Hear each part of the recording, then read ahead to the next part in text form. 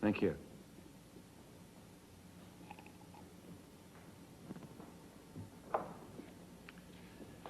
In the summer of 1982, 83, and 84, my girlfriend Renee and I rented a cabin in upstate New York in Crumville. Krumville. Howie and Francine, landlord and landlady, couldn't have been nicer. The price was right. They said we could rent it every year. The only problem with it was, as I saw it, there was no water.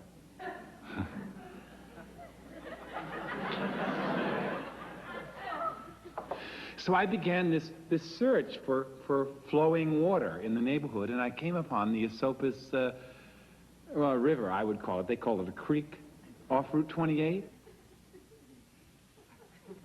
The only problem, as I saw it, as I still do see it, with the river was the tubers. And in case you don't know what tubers are, they are great oversized men, women, and children that float down that river in herds on weekdays, hordes on weekends, in these great oversized truck inner tubes with 6 packs of Budweiser in their laps, drinking all the way. If they haven't got a room for the beer, they rent an extra tube and put fish netting in it and drop the 6 packs down in there and trail them behind them. In fact, one time when Renee and I took a hike, the only hike we ever took up Mount Tremper, fighting all the way up and all the way down. We were coming down off that mountain. It was a beautiful summer day. It was like a commercial. It was so beautiful. And we stepped into that clear river. An ice-cold can of unopened Budweiser just came floating by. Renee just reached out, took it, popped it, and chug-a-lugged it down. We were thinking of selling it to the Budweiser people, you know, as an ad, you know, young yuppie couple steps out of mountain, this Bud's for you type of situation. But we didn't. Instead, I got obsessed with the idea of property and ownership. I wasn't married, I didn't have a family. I thought maybe if I owned my own home, I would feel like an adult.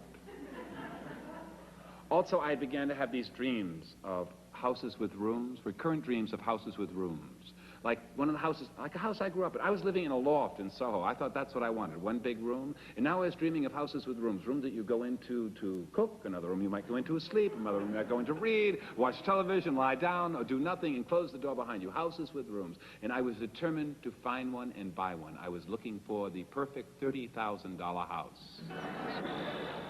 And I started out looking with this real estate agent. She and I had this great relationship. We'd usually go out on weekends, and we'd go look at all these houses. Now, as we started doing it, I began to realize that what I was really doing with her was I was more interested in what was going on in the houses when we got in. The little domestic scenes we interrupted, what were the kids doing, the tchotchkes on the wall, what kind of paintings they had, you know, and then we go on to the next house, and I begin to describe to her what I noticed in the last house. It became like this ongoing soap opera, and I just wanted to go up and see the insides of houses, you know. She was having a ball, but, you know, finally she had to stop because she was a professional, you see. And she had to try to sell me something, so she could see the houses weren't going, so she tried to sell me property, you know, maybe talk me into building the perfect house. So she showed me 80 acres. And I go charging in there. Oh, I felt like a pioneer. My heart was in my throat. I was going ahead looking for certain borders, and I began to notice it, and I said, look at this beautiful land. I will turn it into an art park. You know, let my friends from Soho come up and wander through it to meditate, you see, and do it as a tax write-off. And as I get further into it, I don't know if this happens to you, but every time I see something that I think I want, I cross a crowded room, and then I get it, it's like, it reaches out and strangles me. So the further into the woods I'm getting, the more I'm looking down and seeing these imperfections, like, what is all this dead wood doing on the ground? I have never been in the woods and noticed so many dead trees. Would I have to pick those up? Oh, what about lightning insurance? Can you get insurance for lightning? What about the hunters when they come through in autumn? Wait a minute. What if the gypsy moths come back next year when they're not supposed to come back? Can you imagine owning 80 denuded acres? I just got out of there. So after about 2 years of going out with this woman, this real estate woman, I began to feel guilty, you know? I began to feel like I was going steady with no intentions of marriage. And I switched to a real estate man. Oh, he was nice enough. He smoked a cigar. I don't know if you've ever experienced this. You think one real estate agent knows the territory, you get another, and they know all these new nooks and crannies. We're driving west on Route 28. He turns left over this metal bridge, down this long little cul-de-sac that goes a little dead-end road right into the crotch of the Catskills. And he parks in front of this little Adirondack-style cabin, which is up on a knoll. I would have to describe the landscape as kind of overgrown chunks, you know, with a willow tree out front. We go in, we interrupt this incredible domestic Sunday scene. The kids are running around playing hide and seek. Mom is trying to turn blueberry pancakes with 2 teaspoons because she's lost her spatula, you know. Everything stops and freezes like I'm the local undertaker. And they stare at me, and the guy, the real estate agent, takes me into the corner, and his cigar-y breath, he says, listen, I think we can get this cheap. I think we can get it for $26,500. His older daughter has to have an emergency kidney operation or she'll die.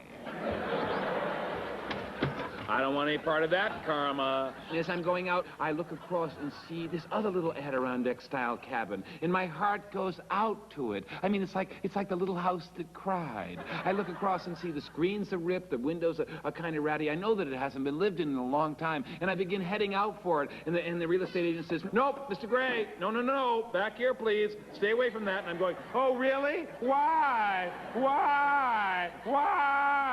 No, please. Look, that's not on the market. Wish I could help you.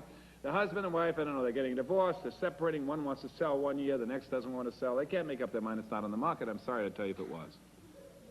So winter came to the Catskills, as it often does. And somewhere midwinter, I came upon this ad for a small Adirondack-style cabin in the heart of the Catskills. $35,000. Fantastic. I can't believe it. It's being sold by the owner, not a real estate agent. His name is Johnny Delfredo. He lives in Queens, and he wants to sell me the house. He's sure that I'm the right one for it. I asked him, listen, what's the landscaping like? He said, well, we've kept it natural. We like to call it a kind of hill and dale affair. You must see it, he says. And he wants to show it to me, but his car is in the repair shop, so it's going to be a little while. Well, I can't wait to see it. I think from the description he's given me that this is actually the little house that cried. We borrow a car and drive up. The house is locked. Renee finds this rusty saw on the front porch, breaks in, wedges it between the latch and the door jamb. Boom, it opens. There's this one central room in this small cabin. It's wall-to-wall linoleum pattern linoleum, you know. The furniture is, I would have to describe it as kind of Sears Roebuck, Amway, Ethan Allen motif, you know. A couple of big, giant, bald eagle Ethan Allen lamps on either side of this gold-speckled Castro convertible couch. A big blonde hi-fi with about 100 dusty, easy listening records. You know, Les Paul and Mary Ford, The Whole World is Waiting for the Sunrise with a polka beat. Mouse shit everywhere under God Bless Our Home signs in every language. All right, over here to this area is a cooking area. A kitchen, I would call it a kitchen. It's not a room that you can close the door, but it's got the refrigerator and the stove. Over here, oh, the fireplace made from stones from the Esopus Creek. Then, best of all, out back, like a Goldilocks afterthought kind of situation, the 3 rooms. I mean, they look kind of like closets. The only way you could tell the mass of the closet, it had a double bed in it. So you had that one, you could close the door, and then the next room had a single bed in it, and the 3rd room had no beds in it. And I thought, this is exactly the room that I'll close the door and write the great American novel. And all the time, Renee, because she knows the house is not perfect, is chanting over my shoulder, remember, you can change the house, but you can't change the location. And you can change the house, but you can't change the location. I rushed out to see the location, and it was fantastic. The only problem was the foundation. There really wasn't one. I mean, it was kind of cinder block that had caved in, you know, and the house was dropping down dangerously close to the earth. Renee had her Polaroid and took a few close-ups of the foundation problem. Also took some beautiful shots of the house right on with a porch and everything. And we drove back down to the city, and I kept those Polaroids in my desk drawer. And every time I thought about buying that house, every time I thought about it, I'd just take them out and look at them and think, look at that sweet little thing. It's not quite a house. It's not quite a cabin. God, how could that give me any problems? It's amazing how you can mistake a Polaroid for a house, or for your girlfriend or boyfriend. And I put it back in the drawer. So all the time, Johnny Delfredo, the owner of the house, is calling me up. When can we go up? When can we go up? You know, he wants to know when can we go up. So I make an agreement. His car's out of the shop. We're to meet at the corner of West Broadway and Canal Street. He says, it's a lovely, beautiful day. He said, look for me. I'm driving a 69 two-tone red and white Cadillac. So he arrives. You can't miss him. I walk out. He's about 54 years old. Maybe a toupee. I don't know. I never can tell. A couple of gold Stex chains around his neck. We get in the car and we're off. And the first thing he does is ask me, what do I do for a living? So I chose writer that day. And he says, good, we'll have a lot to talk about. I'm an artist myself. I'm a florist in Queens. So we're off. No sooner do we get into Jersey than he tells me his tragic life story that people often want to do, why he's selling the house. It's kind of a contemporary, bucolic story of Joe. Everything was going fine. He had a lovely wife and 3 daughters. They would summer up there every summer. In the autumn, he would hunt with his buddies. In the winter, he would ski because the house was winterized. Very important, the house was winterized. And one winter, he was skiing and felt this ripping, tearing sound. And he looked out and saw the ski was headed in the wrong way. He had broken his right leg in 3 places. He wanted to get to the best doctor possible very quickly. So he goes to Albany, to the man that invented the shin pin. Only the man that invented the shin pin was 54 years old when he invented it, and now he was 80 and senile. He proceeds to put into Johnny's leg what he refers to as a kind of nut and bolt affair in 3 different places without anesthesia. When Johnny goes to have it cast taken off, he's crying out because of the pain. The nurse has got the cast over his head saying, shut up or I'll bop you with this, right? He says it's unbelievable. He's driving in his car. Shortly after that, he smells the stench coming off his leg. He's got gangrene. You know, he can't believe this. He can't work. He's fighting with his wife. His 3 daughters are siding with his wife. They're not talking to him. They've rejected him. They're having a big fight. They're cooking water for spaghetti. He backs up on his crutches, bumps the big pot. The scalding water goes all over his wife. She sues. She gets possession of the house. He moves out to a storefront in Brooklyn. He says, imagine me, Johnny Delfredo, living in a storefront in Brooklyn with lawn furniture and orange crates for furniture. Me! Look, I didn't even know him.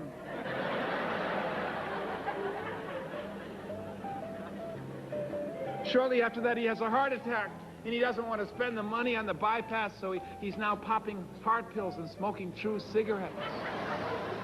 Look, I was thinking of jumping out of the car. I mean, we were only in New Jersey. What we're going to talk about for the next 2 hours to Kingston. Mainly what we talked about is how I should buy a big car when driving on the freeways. Big General Motors car, you know, maybe a Cadillac, maybe his. We get to the Rotary at Kingston, we turn left on 28, and oh, silence prevails. There's nothing to be said. We are suddenly in the winter beauty of the Catskills. Rolling snow-covered mountains, clear blue sky, powdered snow blowing through pine trees. Left on Shady Valley Road, down over the little metal bridge, past the Kidney House, and into the driveway of the little house that cried, which is completely filled with snow, and he just goes, boom, right into the snowbank. Boom, begins ramming it with the Cadillac. Yeah, yeah, yeah. I think he's going to have a heart attack before I see the house. He leaves the Cadillac in the snowbank, and we charge up in thigh-deep snow. He opens the door, we go in, and I don't know what to say. I mean, I don't know. What do I say about the house? I don't know what to tell. Why is that floor slanting, for instance, there? He goes, that's not slanting.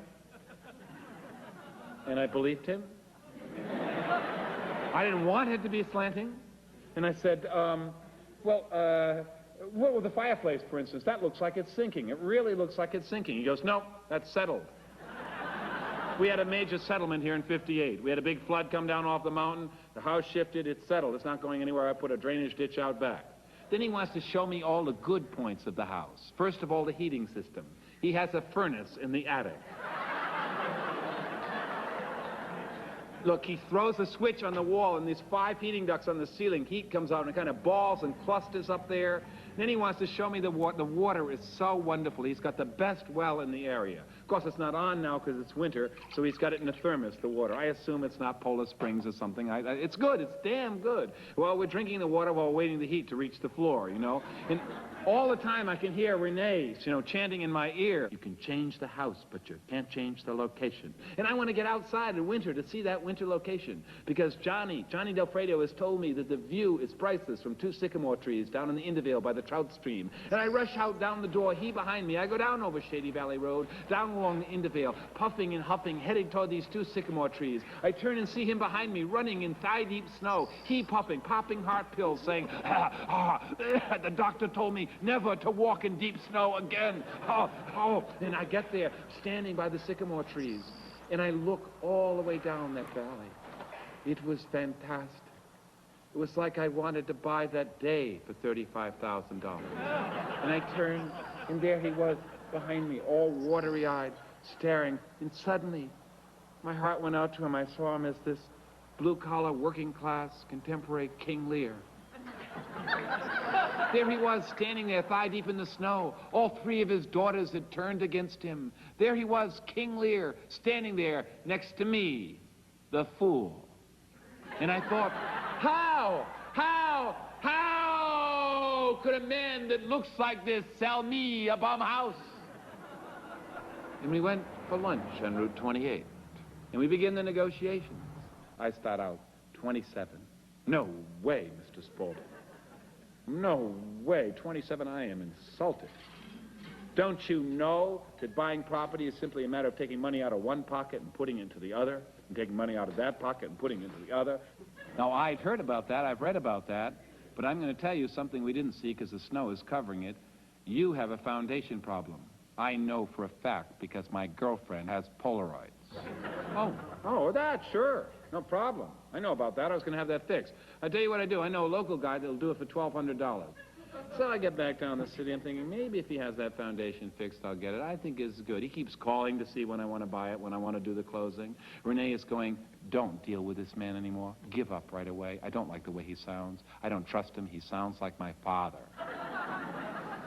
She says, if you're going to be so stubborn and do it, at least get a contractor to check out the house. So I call up Benicia. I don't know any contractors. I get one recommended. He's going to come over for $35 just to look at the place. Renee and I rent a car. We drive up. There's no key. The guy's eyes are rolling in his head. Once again, she wedges the door open with the saw. We go in. The guy looks around and goes, "Jesus, I don't know. It's winterized?"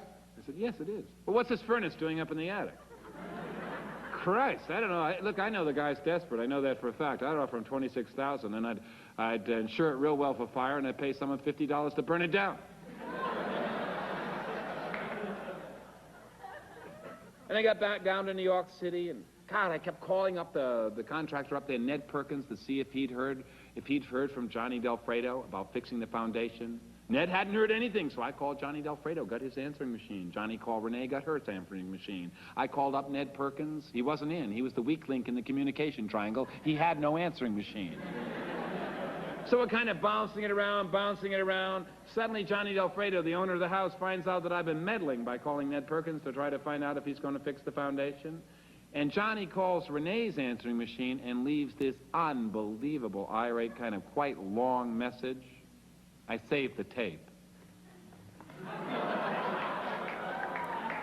Now, you tell me if you would buy a house from a man that sounds like this.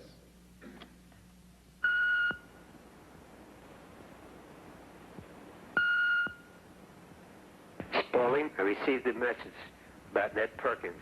And it's the second message I've received, and I'm very perturbed about the idea of you calling up state constantly and spoiling it for me with these people up there who think that now they're the only people in the world that can do the job for me. I gave you a written agreement and signed it, and there's no reason in this world why you should doubt my integrity. I intend to follow through. There's been a great deal of rain up there, and they can't work when it's so wet. And it will be taken care of. But please do not call anymore up there because they're spoiling it for me. And it's making it cost, since it's costing me the money. I'm agreeing to pay for this out of my own. I think I should be the one to deal with them, don't you? Please go along with the fact that I did sign an agreement with you, and I have a written agreement with you, and there's no reason in this world why you should constantly think that somebody's trying to take advantage of you. I don't intend to do that. And I would appreciate it if you would leave the job to me of having the foundation work done, since I'm paying for it. It will be done, rest assured. And if it's not Ned Perkins, it will be someone else. But it will be someone of my choosing, and I will take the trouble to find out who's going to do it and when they can do it, and when it's feasible for them to do it. They cannot work with their up to their ears in mud and expect the foundation to stay. They have to wait for the situation to dry up, and if I can't do it by June 1st, it will be done a month later. But it has to be given the time to dry up. The extensive amount of rain upstate has led to this kind of a thing. We've had an excessive amount of rain, and I'm sure you read the papers and know what's happening upstate. I will take care of it. Listen to him hang up the phone.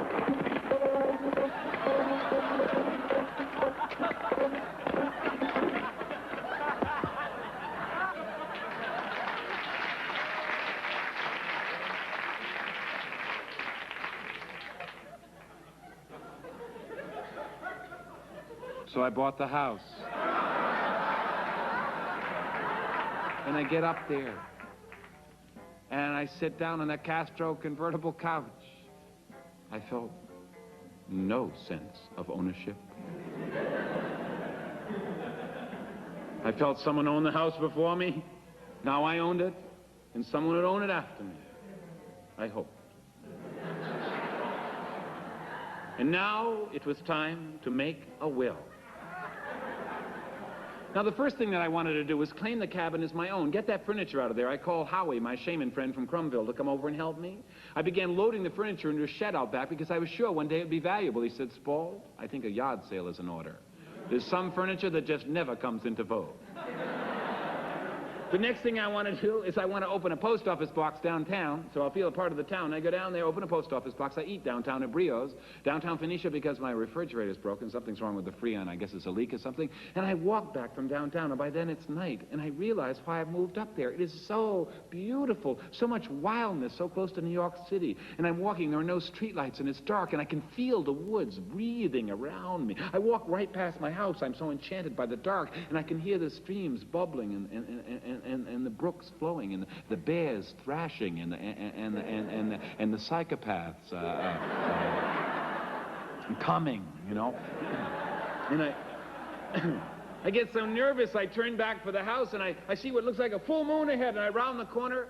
It's the next-door neighbor. He has one of those huge incandescent lamps, burglar lamps that go on automatic pilot as soon as the sun goes down and lights the entire neighborhood up like Cinema 1, 2, 3, 4, and 5. You can't see any satellites, comets, let alone stars.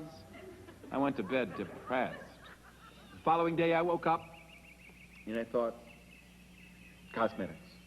Two guys come up, they say $5,000 for cosmetics. I think, wait a minute, I got a leak. As it is, I got a leak on my precious log beams. They're gonna rot. I need a handyman who's gotta just be handy with his hands around the house while I write. And I can go, hey, look out, you be handy now. I'm working over here. Those guys are so hard to find. I find this guy downtown. He hands me his card. It's a picture of him at about 6 years old with his head completely shaved. I don't know if it was early punk or ringworm or what, but he's got this saw, and he's got the saw upside down, and he's cutting a board on the edge of a Hires root beer box.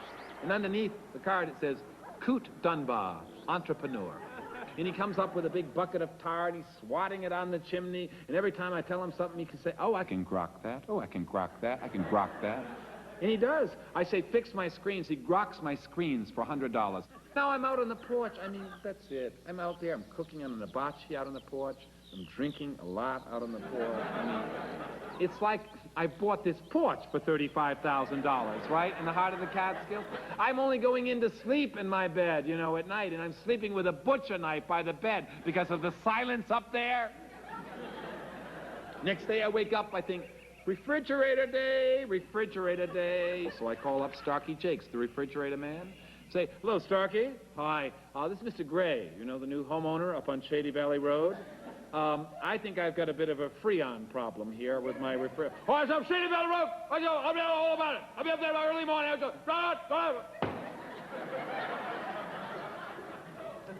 So while I'm waiting for Starkey Jakes to come up, I see these two women coming up over the hill in Dale Affair with a little 10-year-old boy between them with a string tie like this on a July day. Oh, housewarming, housewarming. I don't see any cakes or pies, but I think they're coming to warm my house. And then she goes, hello, have you heard about the great crowd? No. I mean, that's part of why I left New York. What are you talking about? She said, and she opened her Bible, and she came a little further onto the porch, and she wanted to read to me just a few sections, and then she says, isn't it a lovely thought that we're going to live forever? And it's just around the corner. Adam and Eve didn't have children until they sinned. And until you can understand that, all your prayers will just be like putting paint on a house that's falling down. She's got my number. She's been standing out on the street watching the house fall, just choosing that message. She wants to sell me a book. Let your kingdom come. You know? Just $1, the cost of the printing. I'll buy anything. I mean, I haven't got a library yet. I think I'll start it with this. You know? Why not read it till Starkey Jakes comes to fix the refrigerator? So she sells it to me. I can't get past the first picture. It's great. I have a blow-up here of God's kingdom come.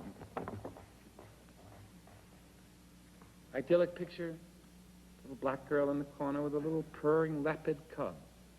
Up above, Mama Leopard's content, not about to leap, sleeping on a branch. Mom and Dad with a little kid. Mom with her vegetables pouring out of her basket. Dad with his fruit and hoe. Dad sober. Happy, smiling. Down behind them, the third world people, knowing their place in the evolutionary ladder, slowly coming up the hill. Then behind them, a pond with ducks.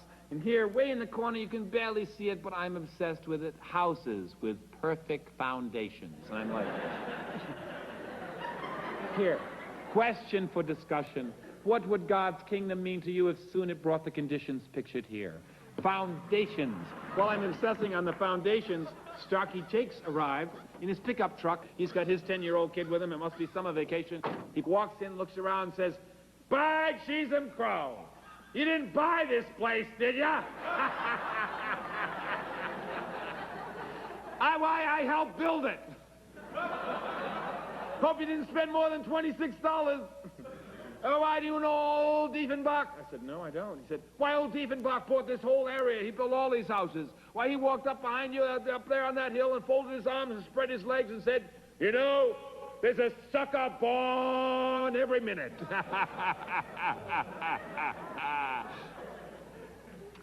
I said, would you check my refrigerator? I think I have a Freon leak. He goes over, pumps it up with Freon, says, yep, it's worthless.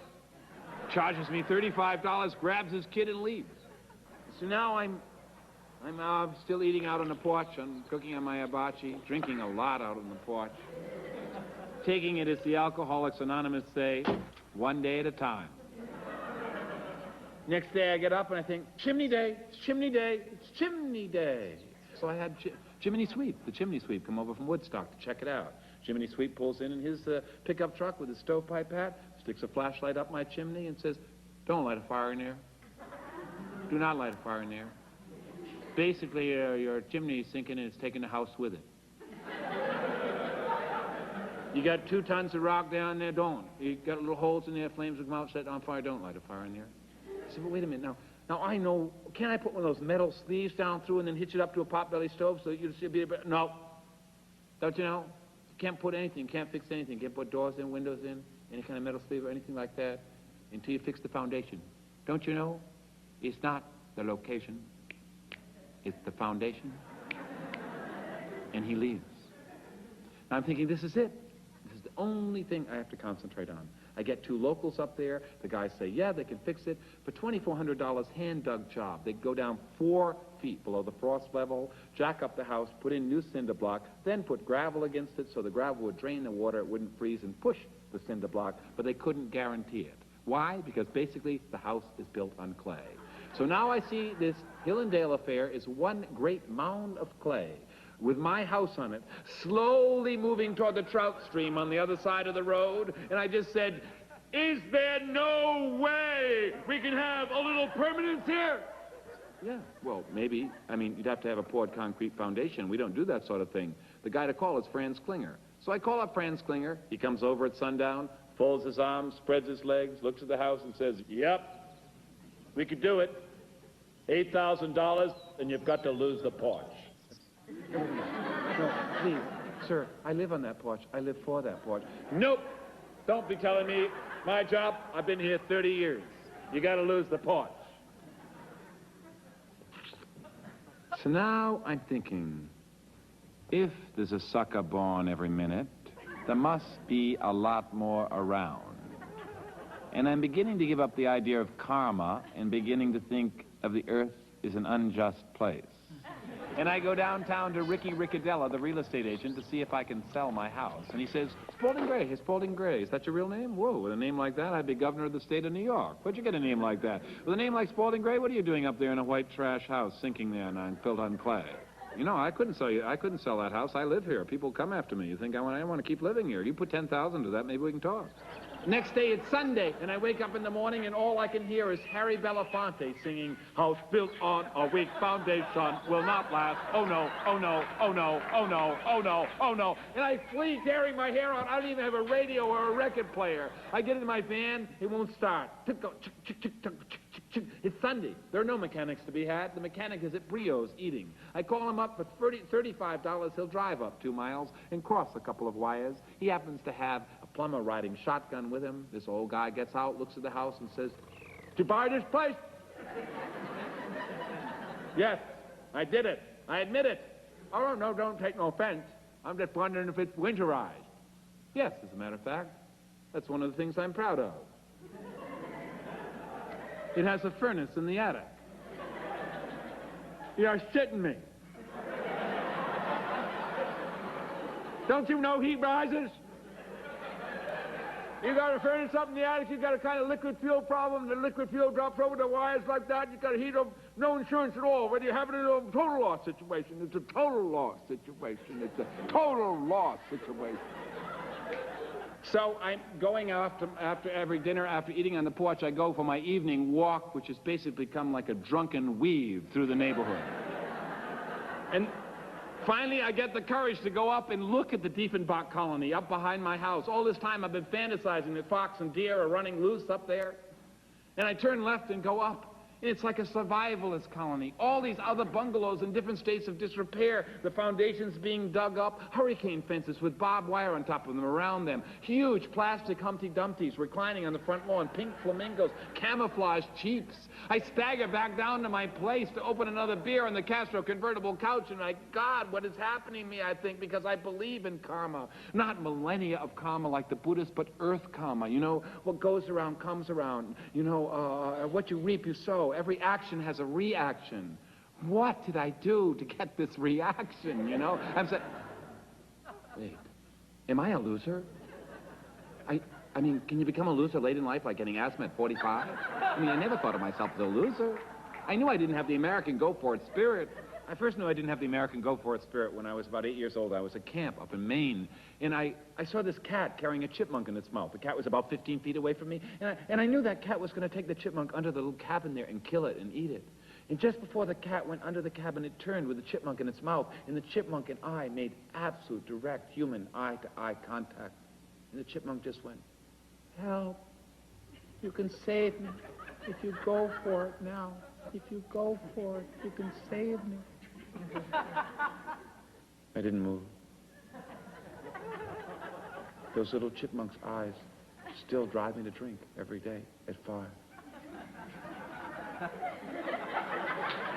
Then they sent me away to Freiburg Academy so I could try to develop the American go-for-it spirit there. They made me captain of the soccer team. It was the championship season. We had the big playoffs against Holderness Academy, and I was captain of the team, and I had to give my team the big pep talk on that big day. I remember that bright autumn day, walking down out of that yellow school bus, the entire team lined up, and I just said, okay, guys, you want to win, right?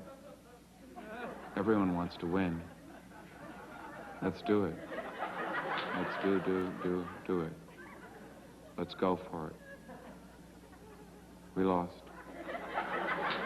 So here I was, sitting on my Castro convertible couch, opening more beer, reading every self-help book I could get out of the Phoenicia library.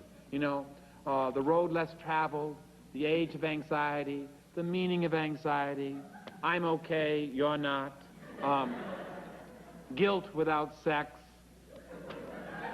and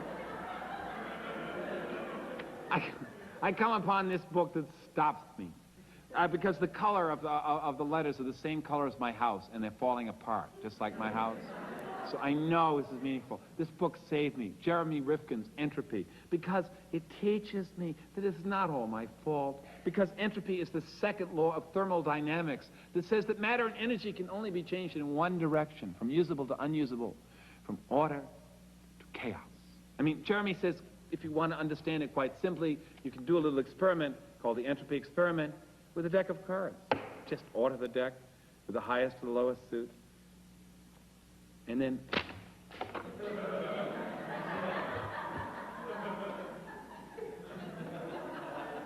now you see how quickly that happened? Now try to imagine how long it would take me to get down and reorder all of those cards. That's entropy. And I'm reading through the book, finding these incredible little telling passages. Consider for a moment the numbers of each species that are required to keep the next highest species from slipping toward maximum entropy. 300 trout. And I get very excited about this because I live right across from a trout stream, and I think this has to do with me. 300 trout are required to support one man for a year. The trout, in turn, must consume 90,000 frogs, that must consume 27 million grasshoppers that live on 1,000 tons of grass. God, it sounds like a circus. You'd think I'd notice 90,000 frogs around the house. I mean, I saw the trout. I was the man. Then I turned to this incredible quote that just about blows me off the porch. It's in French. I can't do the French justice. Something les gens hora not da pas history. This old French proverb, which means, quote, happy people don't make history. Did I do it? Did I really do it? Did I really buy this piece of shit house just to make a monologue about it? Sick. And then I opened to this consoling page, page 8. It should be emphasized that the entropy law deals only with the physical world, where everything is finite, and where all living things must run their course and eventually cease to be. I have another drink on that one. It is a law governing the horizontal world of time and space. It is mute. It is mute, however, when it comes to the vertical world of spiritual transcendence. Spiritual transcendence? What in God's name is that, I wonder? And I rush back to the Phoenicia library to get every book I can get on spiritual transcendence, and I come up with this doozy, Open Secrets by Walt Anderson. It's about Tibetan Buddhism. Look, I'd always been interested in Tibetan Buddhism, but I never could read the text. They were too esoteric. This is the Reader's Digest of Tibetan Buddhism. It's so readable. I open it to Buddha's last words. There's a whole chapter on Buddha's last words. There were so many of them. I choose his first last words. And he says, all things are perishable. Everything that comes together must eventually come apart. I've got a Buddhist house. And I'm thinking of advertising it as that, you know? I'm wondering what American Buddhists can afford it. Then I go on to the next page, and I realize that what they're talking about here is there's nothing too negative that you can't convert into positive energy. It's just a matter of finding the lesson in the experience. I think, what is the lesson I've learned from buying this house? It's that I should never buy anything in my life. I wasn't meant to be a property owner. I was not meant to be a householder. I must renounce everything and become a monk. And I open my 5th beer, and I'm really thinking of becoming a monk, and they have 3 paths of monkdom in here, and I'm deciding which one I am going to do the following day. Okay, I'm going over it. The first path is the path of renunciation. The path of renunciation for the celibate Spartan vegetarian. Just going to read over all three before I make a hasty decision. Number 2 is live like other people. Live like other people, get married, and obey the laws. That's good. Number 3 is the Vajrayana path, the diamond vehicle, the tantric path for the wild outcast.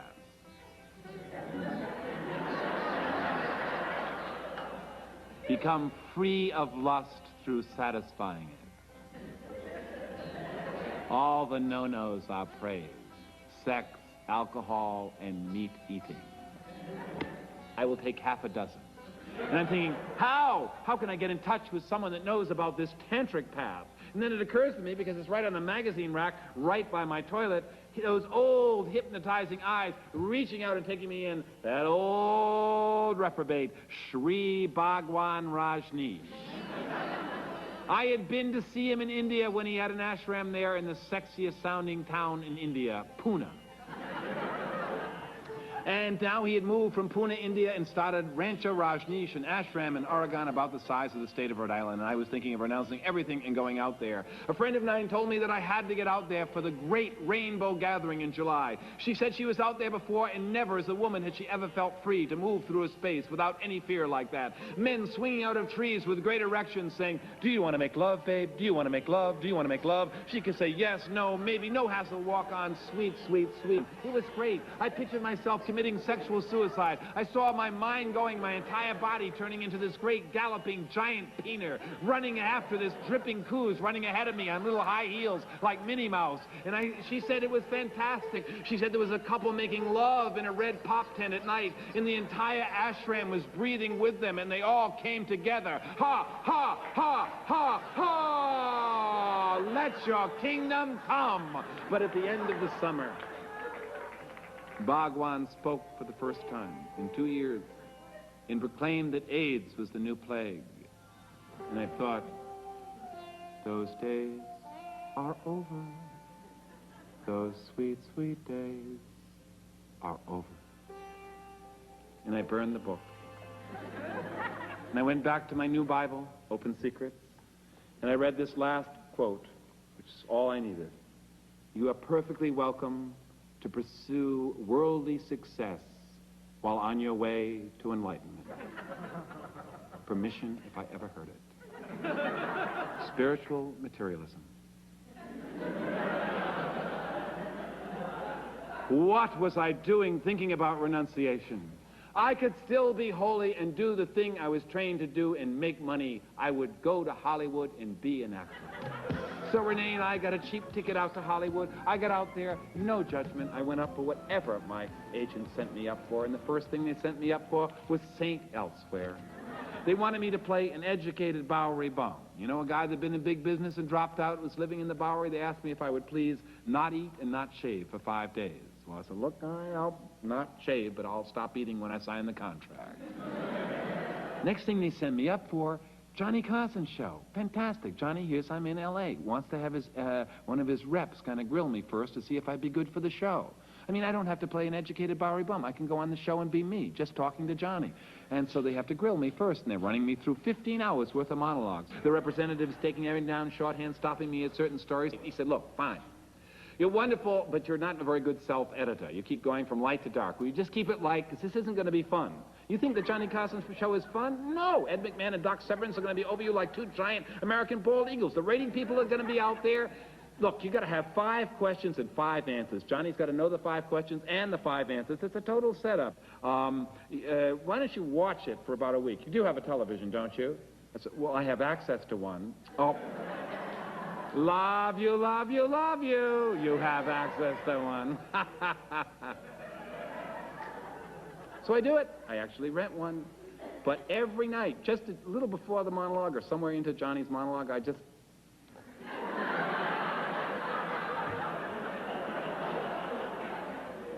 So at the end of the week, He calls me, the representative, and now it's like Rumpelstiltskin. I mean, it's like the 5 questions, the 5 answers. I really hadn't been thinking about it. He said, have you given any thought? And I said, I really haven't, but how's this for an opener? Why is this night different from any other night? He didn't laugh. He was Italian. Renee got completely frustrated with Hollywood, wanted to fly back to the East Coast. I was pleading with her, please, just stay till I strike the gold. Things weren't looking good. She flew back without me. I stayed behind for a last-ditch effort. I was about to leave, give up the ghost, and the big break came. Simon Balsner, famous television director, calls me up and says they want me and me only, starring opposite Farah Fawcett in a new ABC television movie of the week called Leftover Life to Kill. It's about a New England painter that I'm going to play. Last I can use my New England accent. That falls in love with his model. They get married. The New England painter's mother has a stroke. He doesn't want to send her to a stroke farm. He brings her into the home. But he is unable to deal with his mother's illness. And his wife, Dale, played by Farah, nurses the mother back. That's the story. $30,000 for 12 weeks' work. You don't have to sign any long contract. And I thought I could do a good job. It was a good time to test my acting abilities. It had been so long. And I wanted to do it. And I went in for it. And I went in, and there was Simon Balsner sitting behind his big casting desk, wall-to-wall gray carpeting. And in comes Farah. I didn't want to stare. I'd never really seen her before. It was like the first date canteen night. She comes and sits right on the edge of the couch next to me with like 2 kids. And he goes, great. You two look wonderful together.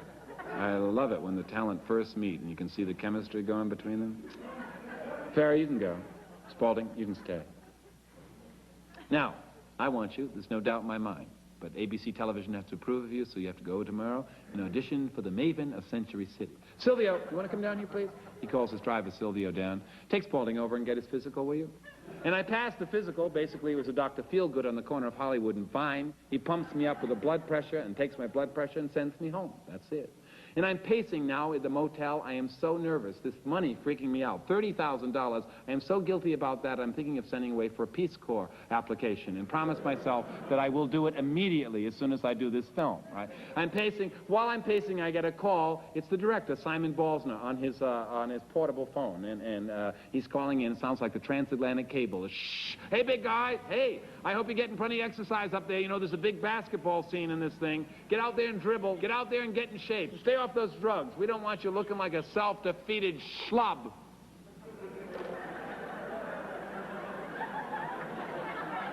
So I do want to do everything he says, and I rush out and I buy this shirt, this very shirt. It's a Claiborne all cotton. I think this is Hollywood's idea, New England painter.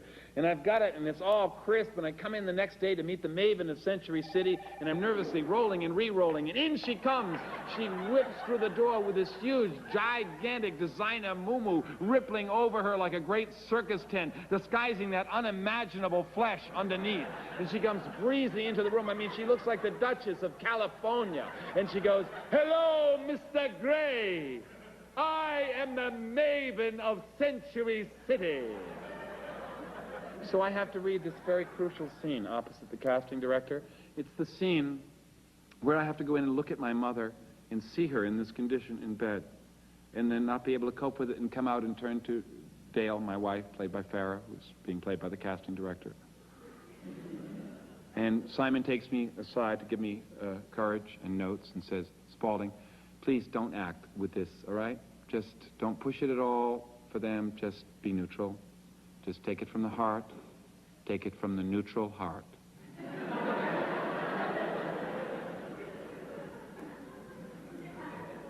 So I do it. And say, I went in there and I stood over my mother's bed and I looked down and I felt nothing. No remorse or shame or guilt. It felt like a piece of the pie was missing. Please, I will do anything you say, but don't send me back into that room again. Don't let my mother's condition come between us, please. Dale, don't send me back into that room again. Thank you very much. Would you go outside, please, while we talk about you? And I went out and I sat in this huge waiting room with 40-foot high ceilings, a glass coffee table with no books, not even People or Us. And I forgot my entropy book, and I waited, and I waited. until suddenly Simon Ballsner burst out and said, "Balls in our court, balls in our court, balls in our court. Can't say we get the green light yet, but balls in our court." I said, "Will you translate, please, Simon?" They liked you. Basically, they liked you. The only problem was what? The only problem was they just didn't think you were passionate enough in the role. What do you mean? Why didn't someone stop me? For instance, I could if you've given me some direction. No. No, I mean, if someone, I can be passionate, I can play passionate. I stood over my mother's bed. I looked down, I felt nothing, no remorse, no shame, no guilt. Please, don't let her get between our... Stop that cat. Stop that cat. Grab that chipmunk. Save the little creature. Kick the ball. The game is ours. Go for it, guys. Win that game. Win that game. Win that game. Spalding, please, no. No, that's not exactly what I mean. Maybe I said the wrong thing, actually. What they're upset about is they want to know if the camera loves you. You see, they're not buying your flesh. They saw you in the flesh. They're buying your image. They'd like to see you on tape. They'd like to know if you love Farah, too. They're a little upset that Farah didn't come in today. But you do love her, don't you? I do. I think I do. I don't know her, but I love her. That's a good point. That's a good point. You don't know her, and I think we should get together and get to know each other for some sushi tomorrow. We'll have a sushi lunch. Then after we have the sushi, we're going to do the big honeymoon scene. Get it on tape, get it over to ABC. I don't think it'll be any problem at all. So you rest up and come back tomorrow. My God, this is the 3-day audition. I'm into my 3rd day. I'm trying to get rid of this shirt. Now I think if I'm going to do this big honeymoon scene with Farah, I've got to look a little sexier than this. And anyway, this is kind of like my version of Hollywood's version of the New England Painter. I don't even know if they want me in this shirt. I'm beginning to feel kind of weird in it. So I rush out and try to get something in the neighborhood sexy. I come upon this black Korean shark shirt, I guess. I mean, it says made in Korea and it's got a shark on it, so I don't know what else you'd call it. And I put it on.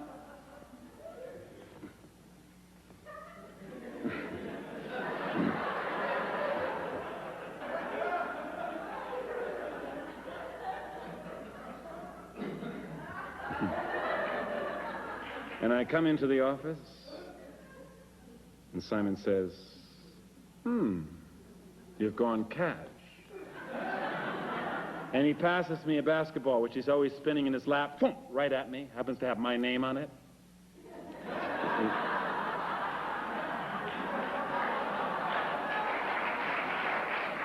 Breaks a couple of fingernails, bounces off. He says, "Hey, you're not in very good shape, are you there, boy? Hey, got to practice a little bit." We get into the audition, and Simon looks through the viewfinder and says, "All right, loves you, loves you, loves you, camera loves you. Great, you look fantastic." So this is the big scene. This is the honeymoon scene. We've just gotten married, made love innumerable times, and now I'm sketching her like old days. And I have my script, which I'm pretending is a sketch pad, and I have a paperclip, which I'm pretending is charcoal, getting into it. And it's a simple scene. I have to start sketching and look up and catch Farah's eye and go, "Got your eyes full, babe? What are you looking at?" He goes, "You." And I say, "What do you want?" She goes, "You." And I say, "But you've already had me." She says, "Not enough. Never enough."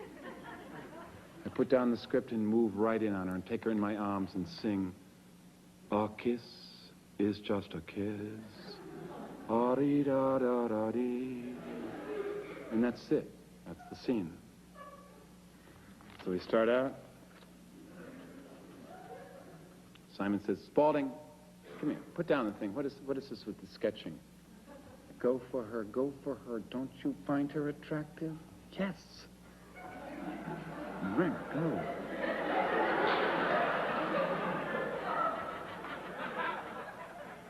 So we go through it. "Got your eyes full? You. What do you want? You. But you've already had me. Never enough. Da-da-da-da-da-da-dee-da-da-da. We do it about 4 times. Simon says, "Great, we got it. think we could do something with that. Farah, you can go. Spaulding, you can stay. You want to see some of the tape? Yeah, I thought I would. Maybe I'd learn something about television acting, really. And I watched the tape, and I learned a lot about it. Farah's face was still. I mean, it was like composed. It was like a Zen mask. You could project what you were feeling on it. She wasn't emoting a lot. Very still, very precise. On the other hand, my face was like this protein amoebic mass.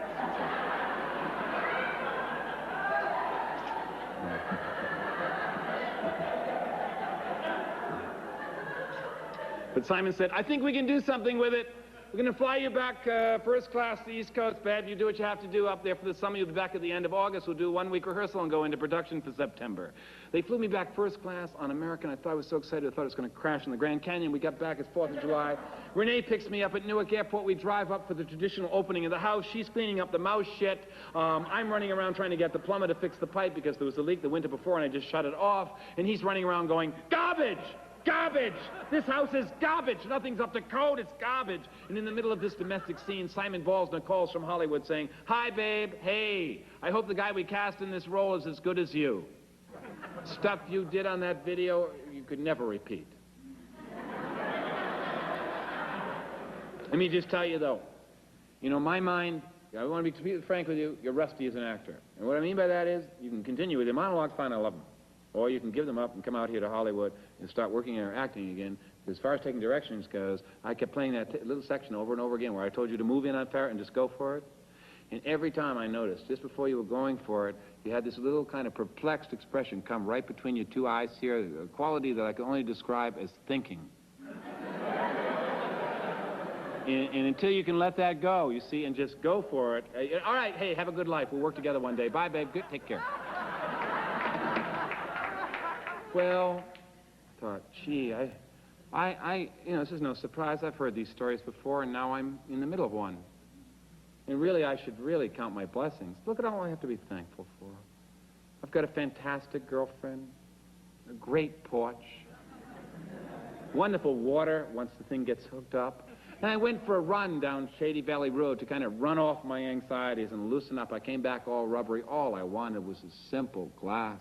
A generic glass of that clean, clear well water, and the plumber had just hitched up the pipe, and I turned on the faucet, and this reeking odor of death came out of the faucet. I just ignored it. I drank that water right down. It tasted like the entrails of a dead animal. I couldn't believe it. I see my well.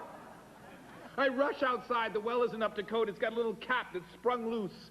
Some depressed raccoon in the middle of the February doldrums has hurled himself into my well, or some whole family of raccoons, I don't know. I go back, I'm trying to shave and stay calm, you know. Oh, so I drank a little decomposing animal matter. Big deal. You know, what disease could I get from that? I thought I knew all the diseases. Rabies! I threw away the race. I ran to the telephone to call a board of health. The rabies expert happened to be in that day. He said, Mr. Gray, hey, calm down. Do you know what rabies is? It's hydrophobia. Really. Now, what would an animal dying of fear of water be doing in its last moments jumping down into a well? And furthermore, Mr. Gray, you know, lots of city slickers don't realize this, but a well is really just a big hole in the ground. Now, if you want to start some very expensive and painful shots into your stomach this afternoon, we can oblige. But really, Mr. Gray, don't you think life is far too short to be worrying about catching rabies from a well? Almost.